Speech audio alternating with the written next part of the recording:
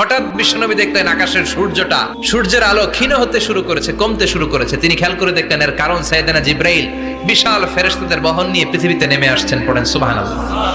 এসে বললেন, ইয়া রাসূলুল্লাহ, আমি 1,40,000 ফেরেশতা নিয়ে নেমে এসেছি। আপনি কি জানেন না, ঠিক একটু আগে মদিনাতে আপনার এক প্রিয় সাহাবা, তার নাম হচ্ছে মুআবিয়া ইবনে মুআবিয়া আল মুজানি, একটু আগে শেষ নিঃশ্বাস ত্যাগ করেছে।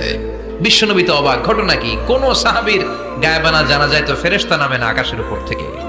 বিশ্বনবী জিজ্ঞেস করলেন, জিব্রাইল, কোন সাহাবীর গায়েবানা জানা যায়? তোমরা আকাশ থেকে এত ফেরেশতার বহর নিয়ে নামো নাই? কি এমন আমল করেছে আমার মুআবিয়া? কি এমন ভালো গুণ ছিল, ভালো আমল ছিল, যার কারণে আরশের উপরে তার এত সম্মান? আপনার এই প্রিয় সাহাবী হাঁটতে বসতে চলতে ফিরিতে সব সময় পড়তো কুল হুয়াল্লাহু আহাদ আল্লাহুস সামাদ লাম ইয়ালিদ ওয়া লাম ইউলাদ ওয়া লাম ইয়াকুল লাহু কুফুয়ান আহাদ। পড়েন আল্লাহু আকবার।